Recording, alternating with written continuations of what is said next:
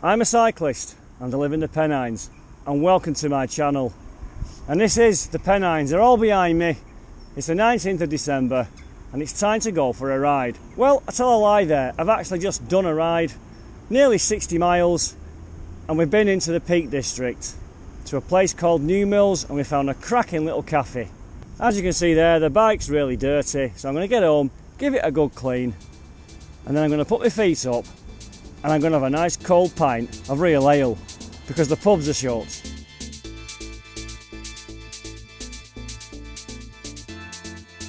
Well, we've got 6, that's the rule of 6, we're in. And so because of the rule of 6, we're okay today.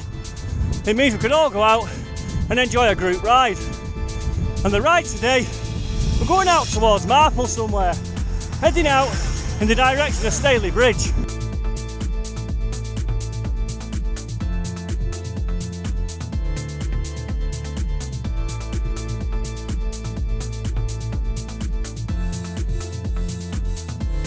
Wow, that sun's bright. Anyway, the guy should come flying down here any minute at 30 miles an hour.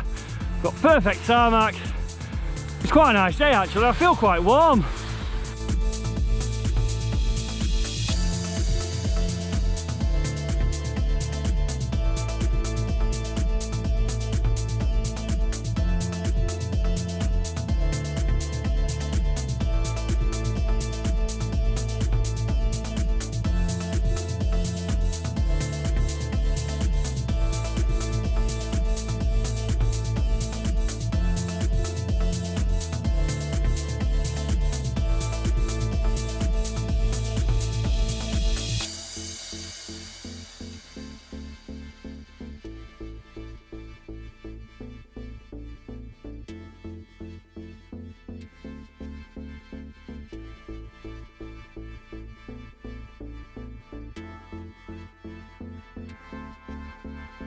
And yes, I did get too warm and had to take a layer off, which is unusual for December. So let's have a look at where we're going to head to today. And as you can see down the map, we're based in the northwest of England. And we're going to head out from the southern Pennines into the Peak District, which means only one thing, it's going to be hilly, with 4,430 feet of vertical gain, which is about 1,350 metres in new money. And the Sett Valley links Hayfield and the town of New Mills, with the River Sett being the main feature of the valley. There's also a new cycle route that goes along an old railway line. But before we go ahead and catch up with the action, here's a little road safety reminder, and I'm stuck behind this wagon at some lights and the guys are ahead. Please never try to go on the inside of a wagon at lights, they just cannot see you.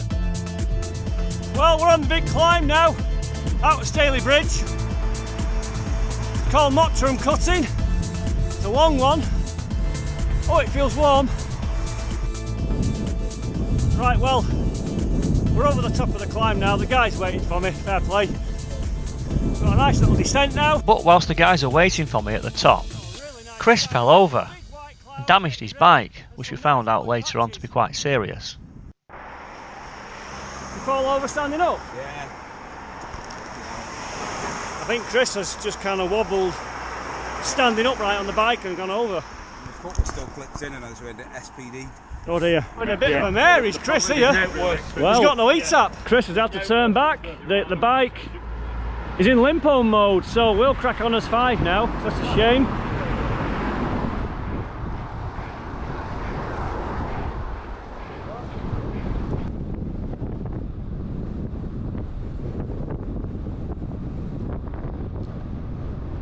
Okay, we're not far from Marple now.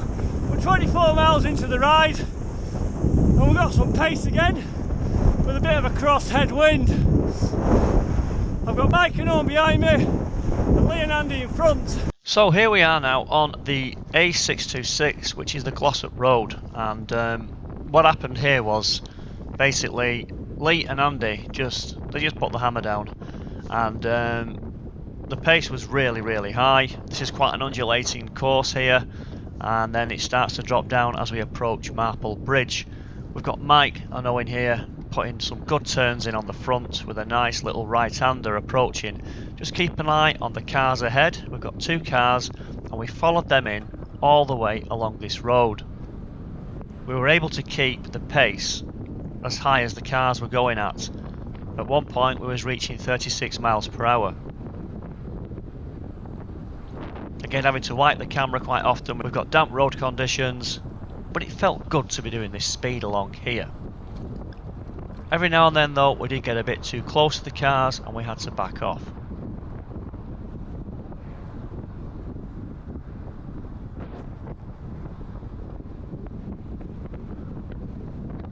Just see a group of cyclists there going the other way. We've got the cars braking now as we approach a 30 miles an hour zone, but because of the cars in front, this gave Lee and Andy an advantage and they actually got further ahead down the road.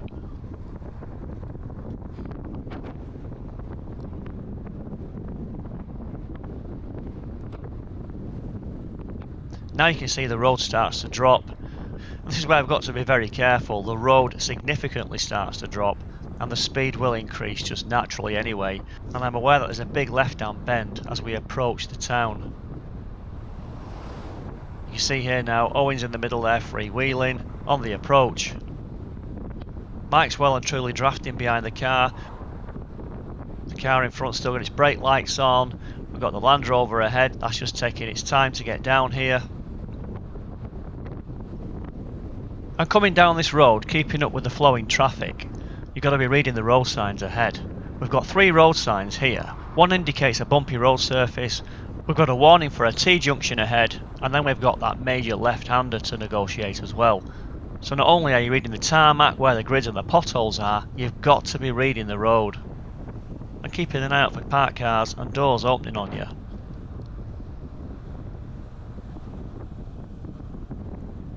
But here's that big left-hander. It's a really tricky one to get around. The road surface is very uneven, but we managed to get around it quite safely. And here we are now on the approach to the town centre. Again, we're still moving. We've got a cracking right-hander here coming up. And then we all regroup just shortly after. Well, that was a really nice descent into Marple. I don't recommend you try that at home following cars. We were nearly at 37 miles an hour there, and it's damp and side winds. But I know I'm alive. Anyway, the cafe stopped next, and it couldn't have come at a better time because my energy levels were dropping and I needed a drink. Okay, well, we're 32.5 miles into the ride and we're at the Sett Valley Cafe, and it looks quite nice. And that was a lumpy, tough route. And I'm finding on the climbs that are that steep, I'm taking it easy, getting dropped on the flats and the descents. I'm with it all day long. It's this bike. Anyway, come on. You just take it easy. How many feet when we get back? Is it about 5.5 this? Yeah. I've done everything. I've had them. I've got under skin, got all the buttons, everything cooked it. So you're going to lose that black man back out there. It's going to fall off. You having turkey this year, Darren? 5.5. No, Mallorca. Huh? Yeah, we are. Yeah. Oh, I need this. Oh, big sausage.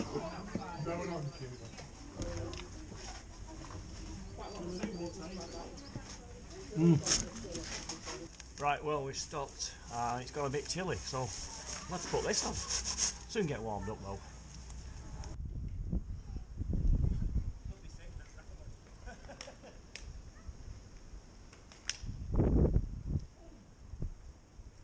Well, that was a nice little cafe stop, albeit outside, but we've now got food in our bellies and a hilly ride back. And so we carried on along the A6015 until we got to Hayfield, where we met the A624, and this is the road that takes you back into Glossop. But we're all together, the pace was nice, and we should actually get a tailwind as well for the return leg. Right, let's go and find out where the guys are on the road on this big climb. And here we are now on the main climb, approaching Monk's Road, where we'll be at the highest point of the ride today at over 1200 feet above sea level. Now this was a cracking bit of road, I really enjoyed this section, and looking at the playback here, we really were carrying some pace. I was trying to bridge the gap because I've been filming that last section, and then we all regrouped. Right, well, we're all back together. I've taken the jacket off because I'm warming up again, and we've got a nice big hill ahead of us.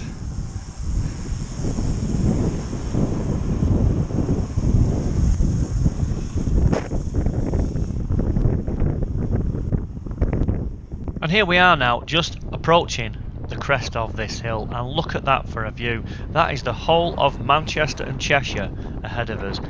It was a fantastic view, and this camera does not do it any justice. But we've got a descent to negotiate. I've gone past Owen there, and yeah, this was pretty fast. I wouldn't want to come down here any more committed than I did today. You can pick up speed really, really quickly. And I came down here to around 35 miles per hour, and whenever I dared to look down, that's the speed I could see, maybe 36 miles per hour. But as you can see, we've got a good visibility ahead, but I'm covering the brakes all the time.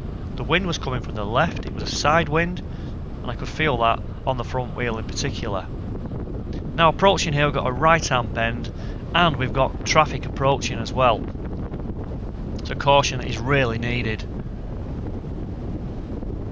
And now I've caught up with traffic, you can see the brake lights on, and effectively that was the descent finished.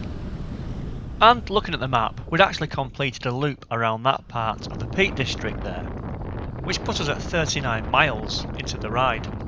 Then we had the final descent back down into Staley Bridge, and again, because it's a built up area and you're carrying some good speed, you've got to be pretty alert and switched on.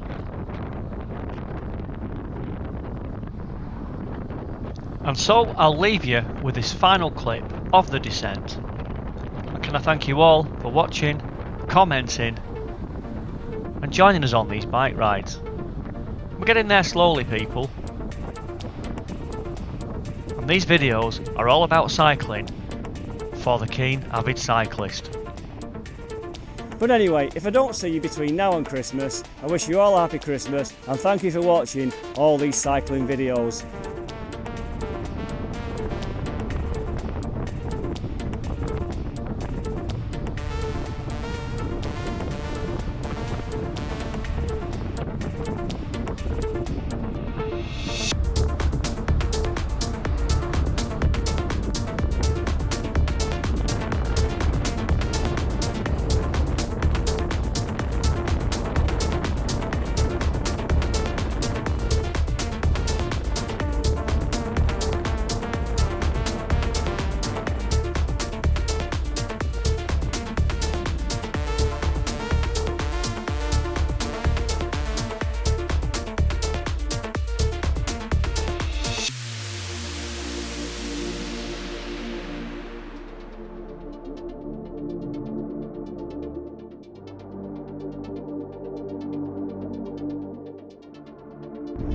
Well, we've got Mike on the front and the pace is really good.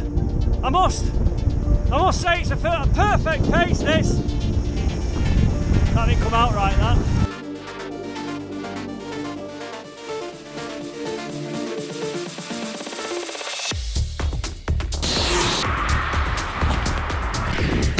Well, they're meant to be coming by. I don't know where they are. It's a perfect pace. We've got a headwind and the sun's in our face with smooth tarmac. Well, it's the 19th of December and I want to strip off.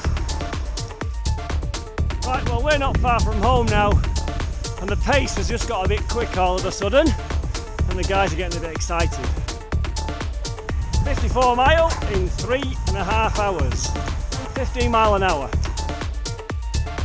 Personally, I've not got it in me at the moment, that need for the speed. Although I was going 22 mile an hour myself, they were batting on over 28.